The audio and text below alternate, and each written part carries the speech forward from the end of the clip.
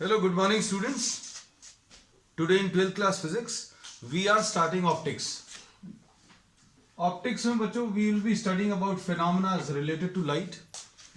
So light is what? Light is a form of energy. Just imagine the world without light. Light अगर नहीं होगी तो क्या होगा, है ना? तो सब कुछ जो हमारे जीवन में पॉसिबल है वो लाइट की वजह से. जो कुछ चीज़ें भी अभी हम लोग देखते हैं, the beauty of the world, what ever you study, वो लाइट की वजह से है ना. अब इससे रिलेटेड कुछ फिनोमिना अभी हम लोग पढ़ने वाले हैं. उसके पहले एक इंट्रोडक्शन ले ले, है ना.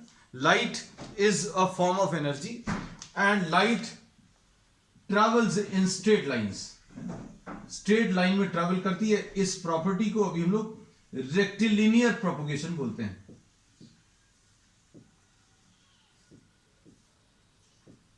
Rectilinear propagation of light. Light travels in straight lines, और ये स्ट्रेट लाइन में ट्रेवल करती है. इसकी वजह से इसमें शैडोज आते हैं. इसका डायरेक्ट कॉन्सिक्वेंस जो है, शैडोज जो अभी हम लोग मिलते हैं वो किसकी वजह से? Because light travels in straight lines. Sound के बारे में अभी हम लोग देखें तो लाइट और साउंड दोनों फॉर्म ऑफ एनर्जी हैं, है ना. अब इसमें लाइट जो है, this light travels in the form of waves. Light जो है वेव्स के फॉर्म में ट्रेवल करती है. और ये जो वेव्स हैं बच्चों कौन सी हैं? ईएम वेव्स हैं, इलेक्ट्रोमैग्नेटिक वेव्स हैं. इस एस्पेक्ट के बारे में भी हम लोग डिटेल में आगे डिस्कस करेंगे.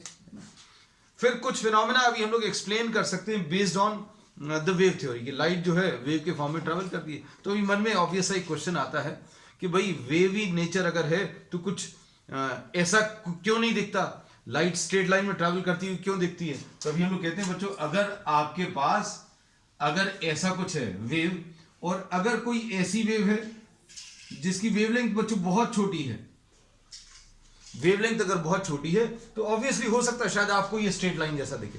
तो इसमें अभी हम लोग मालूम है वेवलेंथ जो है that is very very small as compare to the actual dimensions of the objects which we see in our daily life. हम लोग जो चीजों को देखते हैं उनका साइज बहुत बड़ा है as compare to the wavelength of light. तो वेवलेंथ जो बच्चों है हम लोगों को लाइट की, वो बहुत बहुत ज्यादा कम है. जैसे अभी हम लोग बोलें this may be of the order of some angstrom, 4000 angstroms, यानी ये 4000 into 10 to the power of -10 metres, है ना. तो ये अभी हम लोग कह सकते हैं 4 into 10 to the power of minus metres, है ना. 4 into 10 to the power of -5 centimetres, है ना. इसको अभी हम लोग ये कह सकते हैं कि अगर आप 4 सेंटीमीटर ले लें और उसके कितने 1 लाख पार्ट्स कर लें, है ना, तो एक पार्ट जो है वो अप्रोक्सीमेटली वेवलेंथ ऑफ लाइट रहेगा. 4 सेंटीमीटर अप्रोक्सीमेटली कितना आएगा? 4 centimetre will be this much distance, है ना. इसके आप 1 लाख पार्ट्स कर दीजिए. 1 लाख पार्ट्स क्यों? 4 डिवाइडेड बाय 1 लाख. तो अभी हमने सिर्फ आपको साइज और वेवलेंथ ऑफ लाइट का आइडिया देने के लिए ये सारी चीजें बता दी, है ना. अब इसको और अगर आपको समझना है तो अभी हम लोग ये कह सकते हैं 4 into 10 to the power of -4 millimetres. अब और अच्छे से क्लियर होगा. 4 मिलीमीटर इतना डिस्टेंस है, अप्रोक्सीमेटली इतना डिस्टेंस, है ना. अगर आप इतना सा डिस्टेंस ले लेंगे, दिस इज 4 मिलीमीटर, ये ऊपर का हिस्सा. इसके 10,000 पार्ट्स कर लें, और अगर 10,000 पार्ट्स करेंगे तो जो साइज आएगा that will be approximately the wavelength. तो अभी हम लोग कहते हैं the size of the objects which we see in our daily life. जो भी चीजें अभी हम लोग देखते हैं उनके dimensions are very large as compare to the wavelength of light. इसलिए अभी हम लोग ये चीज लेकर चल सकते हैं कि भाई light travels in straight lines. ऐसा कुछ वेव जैसा कुछ दिखता नहीं है. फिर इसके बाद अभी हम लोग ये कहते हैं जितने भी फिनोमिनास हैं लाइट में, रिफ्लेक्शन, रिफ्रैक्शन, ठीक है, पोलराइजेशन, इंटरफेरेंस, डिफ्रैक्शन, ये सारे फिनोमिना अभी हम लोग वेव थ्योरी के बेसिस पर एक्सप्लेन कर सकते हैं. लेकिन कुछ फिनोमेना लाइट से रिलेटेड ऐसे हैं जिनको वेव नेचर पर अभी हम लोग एक्सप्लेन नहीं कर सकते, है ना. और उसमें अभी हम लोग क्वांटम थ्योरी यूज करते हैं, या फिर अभी हम लोग यूज करते हैं क्या? पार्टिकल नेचर, कि light travels in the form of particles. Light जो है पार्टिकल्स के फॉर्म में ट्रेवल करती है, एंड लाइट के जो पार्टिकल्स हैं उनको अभी हम लोग क्या? फोटॉन्स बोलते हैं. तो फिर कौन सा नेचर है? तो अभी हम लोग ये कहते हैं कि it has a dual nature. Light travels in the form of energy particles. तो अब हम लोगों ने दो टाइप की बातें कर दी कि लाइट जो है वेव के फॉर्म में ट्रैवल करती है और लाइट जो है पार्टिकल के फॉर्म में ट्रैवल करती है। तो कौन सा नेचर है? तो अभी हम लोग कहते हैं light has a dual nature. दोनों टाइप के नेचर हैं, वेव नेचर भी है और पार्टिकल नेचर भी है। कुछ फिनोमेना अभी हम लोग वेव नेचर के बेसिस पर एक्सप्लेन करेंगे और कुछ फिनोमेना अभी हम लोग पार्टिकल नेचर के बेसिस पर एक्सप्लेन करेंगे। और जो वेव नेचर वाला पार्ट है वो अभी हम लोग आगे पढ़ेंगे वेव थ्योरी में, है ना। अभी हम लोग जो पढ़ रहे हैं वो रे ऑप्टिक्स पढ़ रहे हैं। रे ऑप्टिक्स में अभी हम लोग जो वेव्स हैं जिस फॉर्म में ये लाइट ट्रैवल कर उन those will be approximated by straight lines, है ना। और ये स्ट्रेट लाइंस अभी हम लोग रेज बोलेंगे। अब हम लोग इसमें लाइट की जो एनर्जी है या light energy that travels in straight lines, perfectly straight lines में ट्रैवल करती है क्या? तो ये अभी हम लोग एक एग्जांपल की मदद से क्लियर करेंगे। जैसे साउंड की वेव्स, हम लोग ये कहते हैं these bend around the corners. हम लोग जो साउंड यहां पर प्रोड्यूस कर रहे हैं दैट विल बेंड अराउंड और strike the obstacles and bend around the corners. अगर आप यहां पर बोल रहे हैं तो दूसरे रूम में भी अभी आपको आवाज सुनाई देगी। क्यों? क्योंकि साउंड वेव्स जो हैं these bend around the corners and this particular property is termed as diffraction. तो लाइट में क्या डिफ्रैक्शन होता है? तो अभी हम लोग कहते हैं बहुत स्मॉल स्केल पर, बहुत छोटे स्केल पर अभी हम लोग बोलते हैं when the size of the obstacle is very very small, when the size of the obstacle is comparable to wavelength of light, तब अभी हम लोग बोलते हैं कि आपको डिफ्रैक्शन मिलता है। तो diffraction is what bending of waves around the corners, है ना। तो ये एस्पेक्ट भी अभी हम लोग इसमें आगे पढ़ने वाले हैं।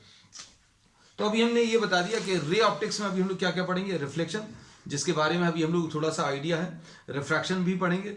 फिर अभी हम लोग पढ़ेंगे क्या, we will be studying in wave theory interference and diffraction. Polarisation आपको सिलेबस में था, वो अब इस साल सिलेबस में नहीं है। रिफ्लेक्शन ऑफ लाइट जो है बच्चों वो भी सिलेबस से हट गया। तो अब हम लोग आज स्टार्ट कर रहे हैं बच्चों किससे? रिफ्रैक्शन ऑफ लाइट से। हम लोगों ने एक सिंपल एक इंट्रोडक्शन दे दिया लाइट के बारे में। अब रिफ्रैक्शन बता दें। रिफ्रैक्शन क्या है? It is the phenomena of bending of light when light passes from one medium into another. Light जब किसी एक मीडियम से निकलकर दूसरे मीडियम में जाएगी, there is a change in the path of the light ray. This change in the path of the light ray, इसको अभी हम लोग क्या बोलते हैं? रिफ्रैक्शन बोलते हैं। तो अब हम लोग इसमें क्या कह सकते हैं? The change in the path of the light रे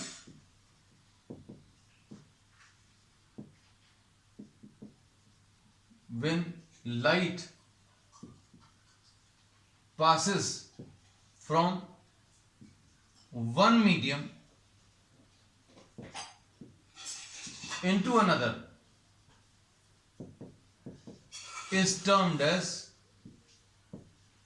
refraction of light।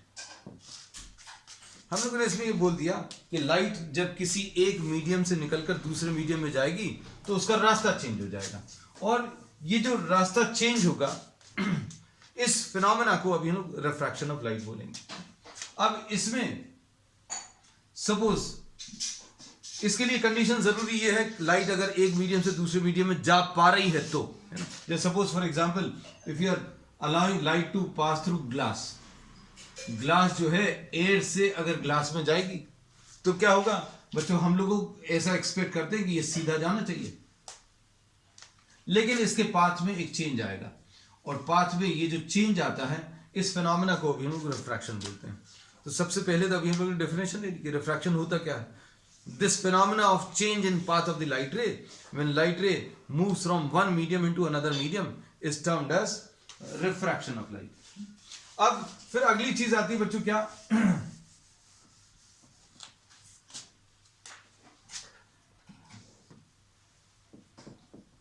Cause of refraction. Cause of refraction, तो कॉज ऑफ रिफ्रैक्शन क्या है? Cause of refraction is the change in speed of light. Change in speed of light when light passes from one medium into another।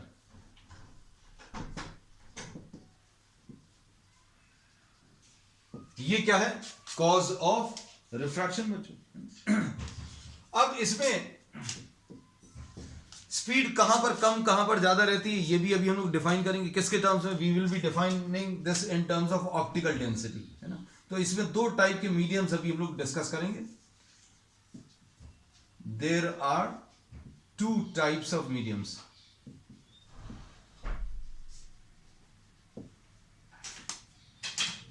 Optically rarer medium, और दूसरा है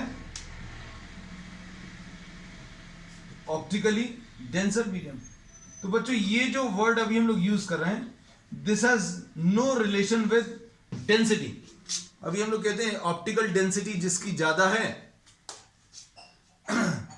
और optical density किसकी कम है, ये जो टर्म्स अभी हम लोग यूज करते हैं, this has no relation with mass density. Optically rarer medium अभी हम लोग उसको बोलेंगे जिसमें स्पीड ऑफ लाइट ज्यादा है। सिंपल सी चीज है, रेरर मीडियम। हाँ, इसको अभी हम लोग कंपेयर कर सकते हैं एग्जांपल्स की मदद से। जैसे सपोज फॉर एग्जांपल एयर की अगर बात करें तो air is optically rarer medium. क्यों? क्योंकि इसमें स्पीड ऑफ लाइट ज्यादा है। ग्लास जो है ऑप्टिकली डेंसर मीडियम है। क्यों? क्योंकि इसमें स्पीड ऑफ लाइट कम है। तो अब हम लोग क्या बोलेंगे? Optically rarer medium, the speed of light is larger, and optically denser medium में speed of light is smaller. अब इसको अभी हम लोग ये कहते हैं, सपोज फॉर एग्जांपल एयर की अगर बात करें तो एयर में अगर लाइट ट्रैवल कर रही है तो एयर के जो मॉलिक्यूल्स हैं वो बहुत दूर दूर हैं। इसको सिंपल टर्म्स में अभी हम लोग समझने की कोशिश करना है। ग्लास के मॉलिक्यूल्स, ग्लास का जो स्ट्रक्चर है उसमें मॉलिक्यूल्स बहुत डेंसली पैक्ड है ना। तो इसमें लाइट जो है एयर के मॉलिक्यूल्स के थ्रू इजीली ट्रैवल करेगी, और ग्लास के मॉलिक्यूल्स बहुत डेंसली पैक्ड हैं, इसलिए लाइट को उसमें ट्रैवल करने में थोड़ी सी दिक्कत होगी, स्पीड रिड्यूस हो जाएगी।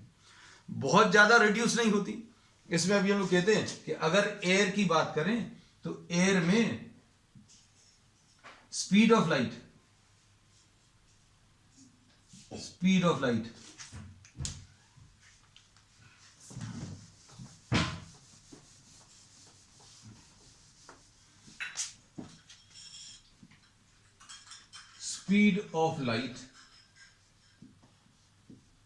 एयर में 3 into 10⁸ मीटर्स पर सेकेंड, और ग्लास में बच्चों ये 2 into 10⁸ metres per second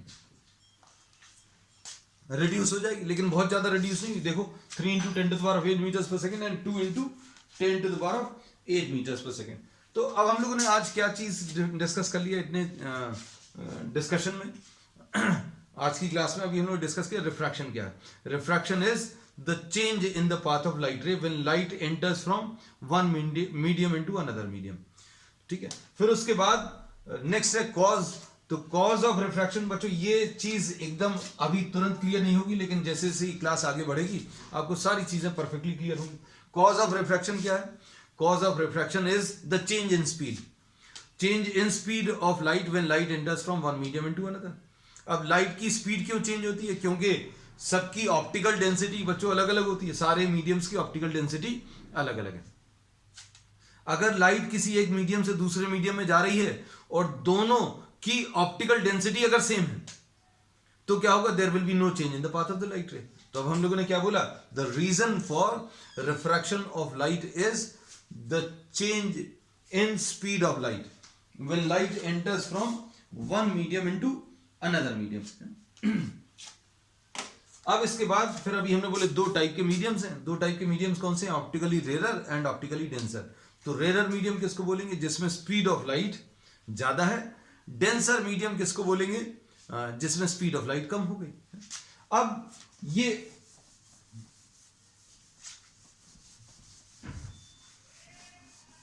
terms को अब हम लोग आगे बढ़ा रहे हैं, कुछ नई और डेफिनेशंस लेंगे। अब now we will be defining a new term, refractive index.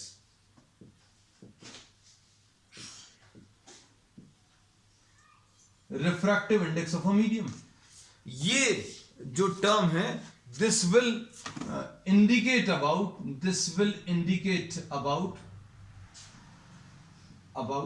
the optical density. ये ऑप्टिकल डेंसिटी के बारे में बताएगा. तो इसमें अभी हम लोग ये कहते हैं कि refractive index mu, refractive index को बच्चों अभी हम लोग म्यू से रिप्रेजेंट करते हैं. This is equal to speed of light in a medium, in the medium upon speed of light in air. This is what the refractive index of the medium. So refractive index of the medium mu will be equal to speed of light in the medium upon speed of light in air. अब इसको अभी हम लोग थोड़ा सा और elaborate कर रहे हैं कि refractive index of a medium with respect to air. हम लोगों ने ये बता दिया क्या, it is the speed of light in the medium upon speed of light in air. अब इस रिफ्रैक्टिव इंडेक्स को अभी हम लोग एब्सोल्यूट रिफ्रैक्टिव इंडेक्स बोलते हैं.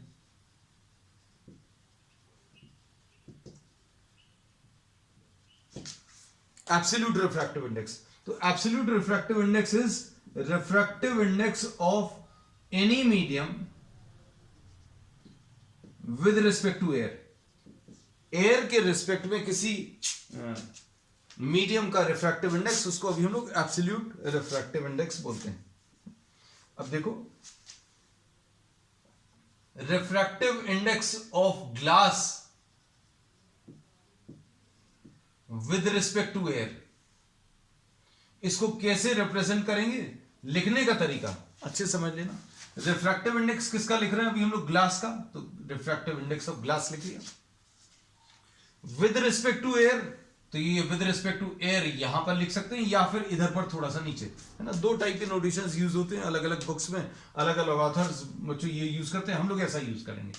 Refractive index of glass with respect to air. इसमें ऐसा याद रखना, रिफ्रैक्टिव इंडेक्स ऑफ ग्लास अगर लिखना है तो रिफ्रैक्टिव इंडेक्स ऑफ ग्लास ये लिख दिया, किसके रिस्पेक्ट में, ऐसा. और अगर विद रिस्पेक्ट टू एयर है तो आप ये अगर नहीं भी लिखेंगे, if you are not writing this, then also it means that refractive index of glass with respect to air. अब refractive index of glass with respect to air will be equal to speed of light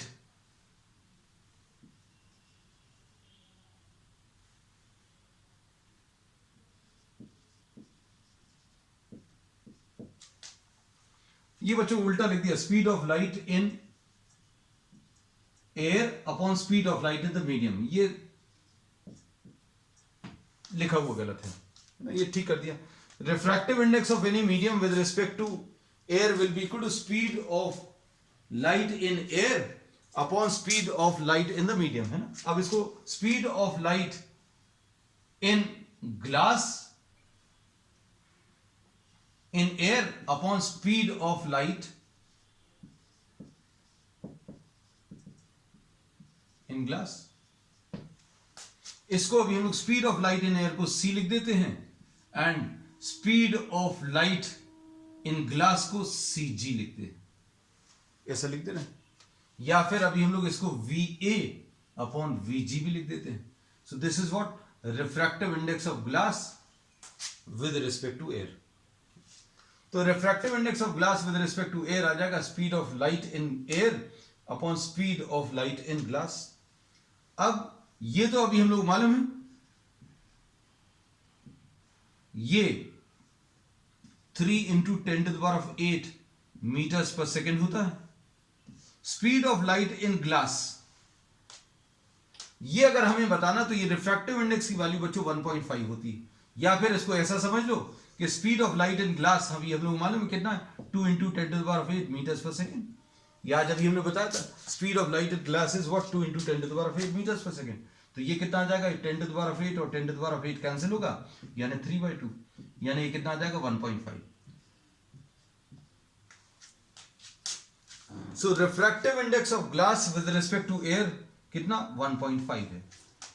अब refractive index का एक special meaning है, refractive index का एक meaning है, क्या meaning है कि रिफ्रैक्टिव इंडेक्स ऑफ ग्लास अगर 1.5 है, इसका मतलब यह है कि speed of light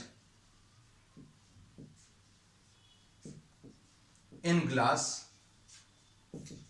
will be equal to speed of light in air divided by 1.5। मतलब ग्लास में कितनी कम हो जाएगी, 1.5 टाइम्स कम हो जाएगी, 1.5 से डिवाइड हो जाएगी। अब ऐसे ही सपोज किसी एक मीडियम का रिफ्रैक्टिव इंडेक्स 2 है, तो इसका मतलब क्या रहेगा, refractive index of any medium is 2, this will indicate that speed of light in the medium will be speed of light in air divided by 2। तो रिफ्रैक्टिव इंडेक्स क्या बताता है बच्चों, हमें ये रिफ्रैक्टिव इंडेक्स ये बताता है कि उस मीडियम में स्पीड ऑफ लाइट कितनी हो जाएगी। सपोज रिफ्रैक्टिव इंडेक्स अगर 3 है, किसी मीडियम का रिफ्रैक्टिव इंडेक्स 3 है, मतलब क्या है, उस मीडियम में स्पीड ऑफ लाइट डिक्रीज हो जाएगी बाय अ फैक्टर 3 है। अब देखो आगे,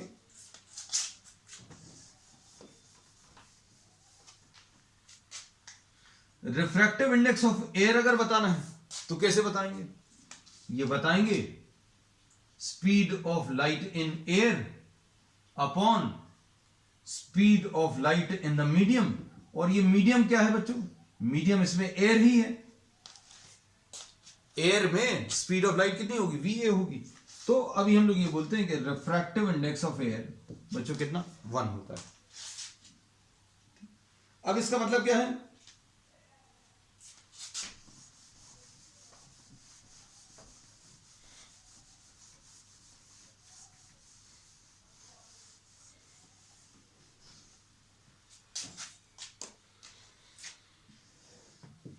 अब इसमें अभी हम लोग ये कहते हैं कि larger refractive index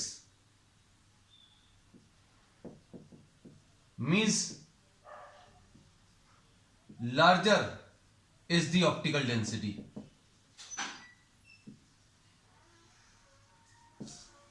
larger refractive index का मतलब क्या है, larger optical density, and larger optical density means smaller is the speed of light in the medium। Larger refractive index का मतलब क्या है, जितना ज्यादा रिफ्रैक्टिव इंडेक्स होगा उतनी ज्यादा ऑप्टिकल डेंसिटी होगी, बस ये याद रखना है ना। तो अब हम लोग क्या बोलते हैं, अब एक सिंपल सी चीज पता चल गई कि optical density is directly proportional to refractive index. ठीक, और क्या चीज पता चल गया, speed of light in the medium is inversely proportional to what the refractive index. जितना ज्यादा रिफ्रैक्टिव इंडेक्स होगा उतनी कम speed of light in the medium होगा। अब इसमें देखो, तो अब हम लोगों ने क्या क्या चीज पढ़ ली बच्चों इसमें। आज अभी हम लोग रिफ्रैक्शन के बारे में पढ़ा। रिफ्रैक्शन क्या है, the change in the path of the light ray when light enters from one medium into another medium. इसको अभी हम लोग रिफ्रैक्शन बोलते हैं।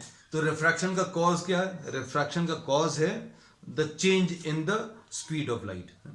अब change in the speed of light के कारण रिफ्रैक्शन कैसे होता है, ये अभी हम लोग आगे के टॉपिक्स में पढ़ने वाले बच्चों। फिर उसके बाद अभी हमने मीडियम्स का टाइप बताया। मीडियम्स 2 टाइप के हैं, ऑप्टिकली डेंसर मीडियम और optically rarer medium. Denser medium किसको बोलते हैं, जिसमें स्पीड ऑफ लाइट कम होती है। डेंस चीज में ट्रैवल करने में आपको दिक्कत जाएगी, है ना, लाइट को भी दिक्कत जाती है। रेरर मीडियम में स्पीड ऑफ लाइट ज्यादा होगी। फिर उसके बाद ऑप्टिकल डेंसिटी डिफाइन करने के लिए अभी हमने refractive index of a medium दिया। Refractive index of a medium क्या होता है, it is defined as the ratio of speed of light in air upon what the speed of light in the medium. Air ऊपर लेना है बच्चों, ये इधर लिखते समय गलत लिख दिया था। Speed of light in air upon speed of light in the medium. हमें ये रिफ्रैक्टिव इंडेक्स क्या बताता है, रिफ्रैक्टिव इंडेक्स लिखने का तरीका भी सीखा। अगर ग्लास का रिफ्रैक्टिव इंडेक्स लिख रहे हैं तो ये म्यूजी लिख दिया, है ना। किसके रिस्पेक्ट में लिख रहे हैं वो यहां पर लिखते हैं, और अगर एयर के रिस्पेक्ट में निकाल रहे हैं तो इसको अभी हम लोग ने एक स्पेशल नाम दे दिया, एब्सोल्यूट रिफ्रैक्टिव इंडेक्स। फिर अभी हम लोगों ने इसमें ये बताया रिफ्रैक्टिव इंडेक्स क्या बताता है।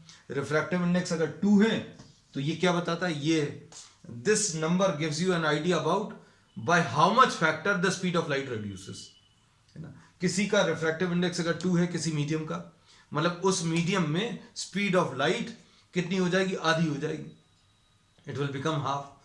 अगर किसी का रिफ्रैक्टिव इंडेक्स किसी मीडियम का 3 है तो इसका मतलब क्या है, refractive index is 3 means the speed of light in that medium will become what, 1/3। ठीक, तो हमें यह पता चल गया कि रिफ्रैक्टिव इंडेक्स से क्या पता चलता है ना? अब इसके बाद नेक्स्ट,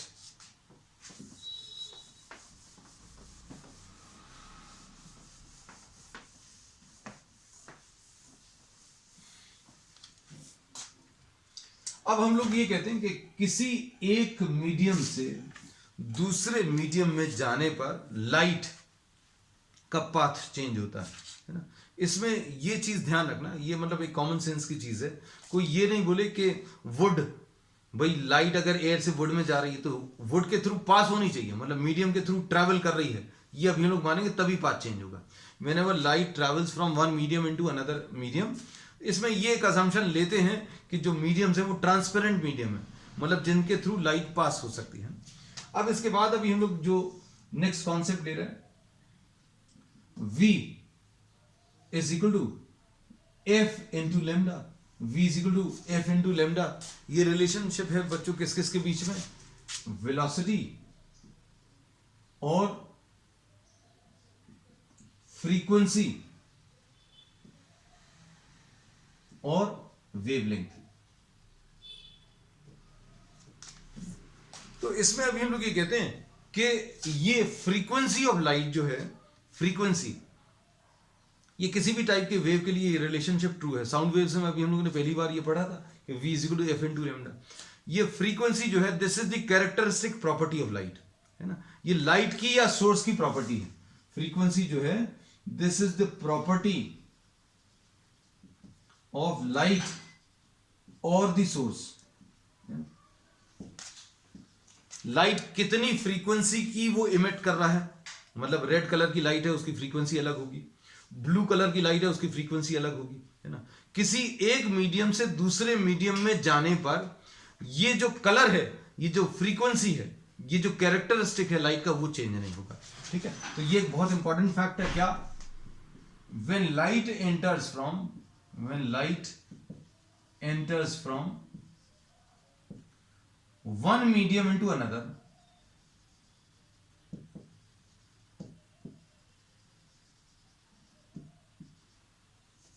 the frequency जो है बच्चों, this does not change। तो क्या चीज चेंज होती है, अभी हम लोगों को पता चली क्या, इसके बारे में तो पता है भैया, ये चेंज हो रहा है। हम लोगों ने ये तो पढ़ लिया कि when light enters from one medium into another, speed of light change होगा।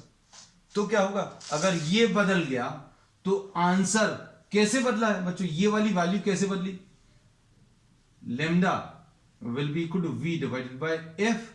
अब हमने बोला V चेंज हो गया, F कांस्टेंट है, ये चेंज हो गया, तो क्या बोलेंगे, लैम्डा भी चेंज होगा। तो हम लोग क्या बोलेंगे, next, when light enters from one medium into another,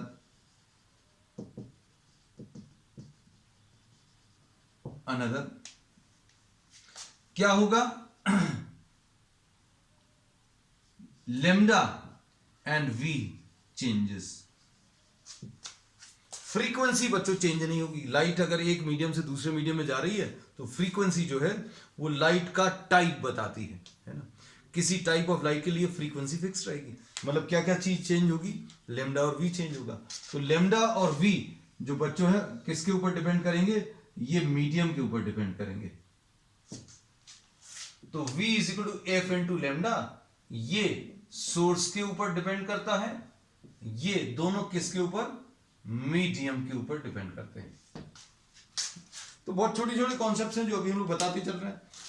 अभी हम लोगों ने सिर्फ क्या लिया है, हम लोगों ने रिफ्रैक्शन की डेफिनेशन ली है, उसका कॉज लिया है change in speed of light, लेकिन change in speed of light के कारण एक्चुअल में पाथ कैसे चेंज हो रहा है ये भी अभी हम लोगों को डिस्कस करना बाकी है। लेकिन उसके लिए जो जो चीजें जरूरी हैं, छोटे छोटे कॉन्सेप्ट्स, वो अभी हम बताते चल रहे हैं। तो अभी हम लोगों ने अब इसमें क्या बता दिया कि लाइट जब किसी एक मीडियम से दूसरे मीडियम में जाएगी तो क्या चीज चेंज होगी, v और लेमडा चेंज होगा, मतलब ये मीडियम के ऊपर डिपेंड करेगा। अगर हम लोगों ने ग्लास के थ्रू अगर लाइट को पास कराया, रेड कलर की लाइट को, ठीक है, ग्लास के थ्रू अगर आपने पास कराया तो v चेंज होगा, लेमडा भी चेंज होगा, लेकिन फ्रीक्वेंसी चेंज नहीं होगी। उसी रेड कलर की लाइट को अगर आपने ग्लिसरीन या वाटर के थ्रू पास करा दिया तो क्या होगा, अब v कुछ और अलग आएगा और लेमडा भी कुछ और अलग आएगा, लेकिन क्या चीज सेम रहेगी बच्चों, फ्रीक्वेंसी जो है सेम रहेगी। तो अब हम लोग ये बोलते हैं कि फ्रीक्वेंसी जो है बच्चों ये चेंज नहीं होगी, मतलब ये भी चेंज होगा, ये भी चेंज होगा, ये चेंज हो रहा है, ये भी चेंज हो रहा है, लेकिन फ्रीक्वेंसी बच्चों कैसी रहेगी, कांस्टेंट रहेगी। ठीक, चलो अब इसके बाद नेक्स्ट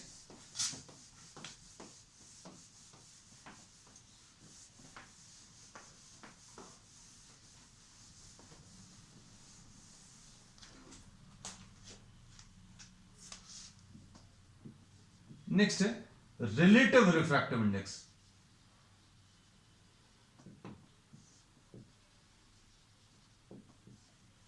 रिलेटिव रिफ्रैक्टिव इंडेक्स, अभी तक हम लोगों ने जो पढ़ा वो क्या था, एब्सोल्यूट रिफ्रैक्टिव इंडेक्स है ना, अब हम लोग पढ़ रहे हैं रिलेटिव रिफ्रैक्टिव इंडेक्स। तो इसको अब हम लोग क्या बोलेंगे, refractive index of one medium with respect to another medium. ये अनदर मीडियम जो है बच्चों ये एयर नहीं रहना चाहिए, क्यों, क्योंकि एयर अगर है तो उसका नाम एब्सोल्यूट हो जाएगा। So refractive index of one medium with respect to another medium is called relative refractive index. जैसे एग्जांपल के लिए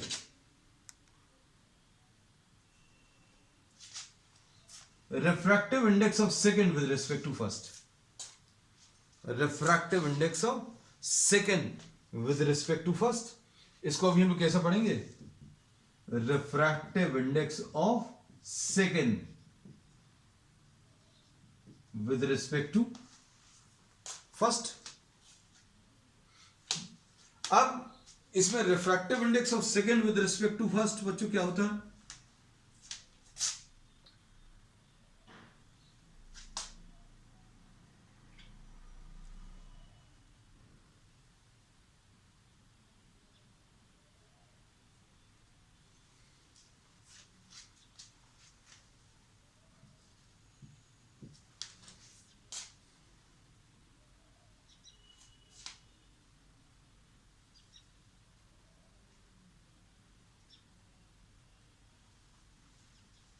देखो हम लोगों ने जो डिफाइन किया था refractive index of glass with respect to air, है ना, कैसा लिखा था, speed of light in air upon speed of light in glass, ऐसा लिखा था।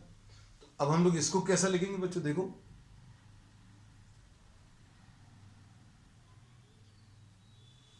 इसको speed of light in the first medium upon speed of light in the second medium, ऐसा लिख सकते हैं, speed of light in the first medium upon speed of light in the second medium. अब हम लोग क्या कर रहे हैं इसमें, सी ए अपॉन सी ए ऐसा लिख लिया, speed of light in air से ऊपर नीचे मल्टीप्लाई कर दिया। अब refractive index of second with respect to first, ये अभी हमने क्लियरली लिख दिया, इस नोटेशन का मतलब refractive index of second with respect to first. ये कैसे मिलेगा, ये निकालने का तरीका, हम लोगों ने बोला speed of light in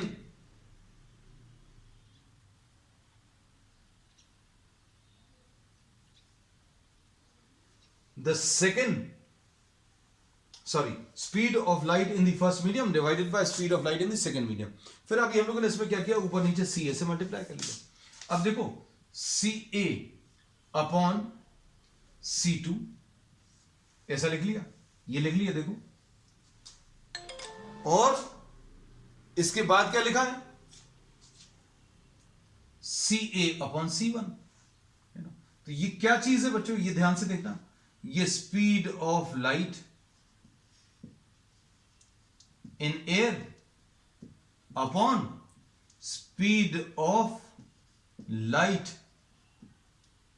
in medium second upon नीचे क्या चीज है, speed of light in air upon speed of light in medium first.